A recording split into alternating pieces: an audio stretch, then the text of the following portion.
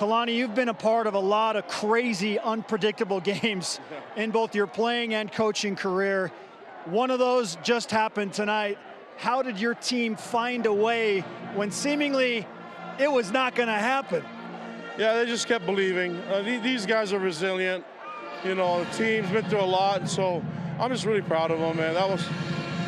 The 10 seconds couldn't run off any faster than I wanted it, but I just proud of the boys, proud of the team, proud of the leadership, the coaches.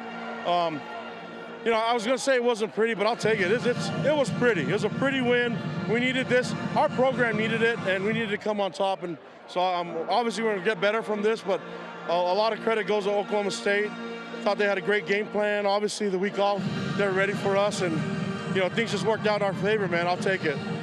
What was the conversation before you go out for the final drive with about 1:10 left to play? What's happening in those huddles and those conversations? I just told A-Rod to do his thing, you know, and him and Fessy, I mean, O-line did a great job protecting, and Jake just let it go, man. It's just what we want for him to do. It's good for his growth. It's good for our whole entire team, our offense, and man, what a great play by Darius and the rest of the group. So it was awesome. Understandably, everybody's going to focus on the game-winning touchdown, but I want to rewind to Jake's run when he opted not to go out of bounds and stay in bounds. What are you thinking on that play? Well, that was huge. I mean, he got tons of yards. The chunk yardage is what we couldn't make up, and we were running out of time. So I think it was the right move, and then we clocked it with only 2 seconds running off. But that fourth down conversion was huge by Chase Roberts. I mean, there's so many things that went into it, and was really happy that it worked out the way it's supposed to. But we practice all these things, you know, and I love it when it all comes together at the end. Walk us through your perspective and what you were seeing on the final play when Darius Lassiter scores.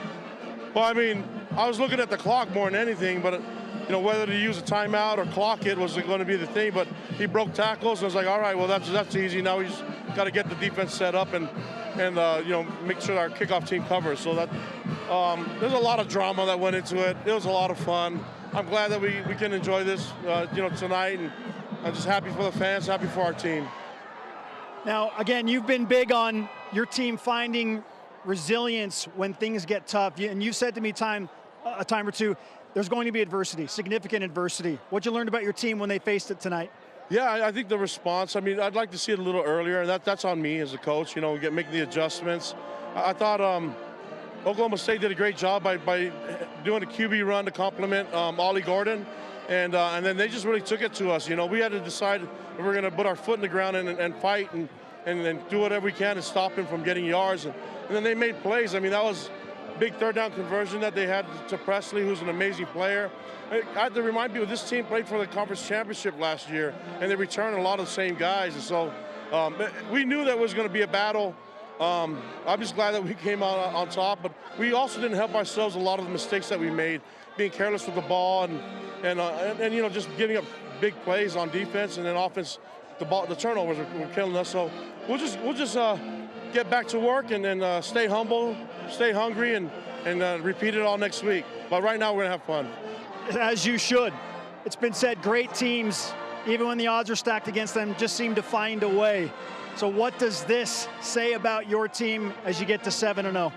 Well, I mean, I think it's a great team win. It's not, the entire season's been that way, but I'll keep reminding these guys when we get to the locker room that we didn't do this just to get 7 wins. We did this to play our best. I wish we would have played better. I thought we played it in spurts. I'd like to see more consistency, but that's my job as a coach. I got to get more out of these guys, and maybe we're confused. It just seems like there was a lot of missed missed assignments and errors on our side, and that's on us coaches. I think sometimes maybe we have a little too much. I don't know. Simplify and let our guys just make plays. Coach, congratulations once again. This one will go down in the history books as one of the great wins in LaVell Edwards Stadium history. I think your hug count's probably at 200. You got about 1,000 more to give. Hey, listen, anything for the Cougars.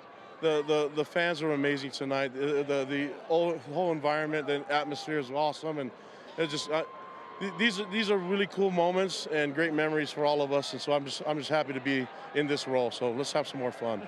Enjoy your Saturday. We'll see you next week. Let's go Cougs. Love you guys. Kalani Sitake, there's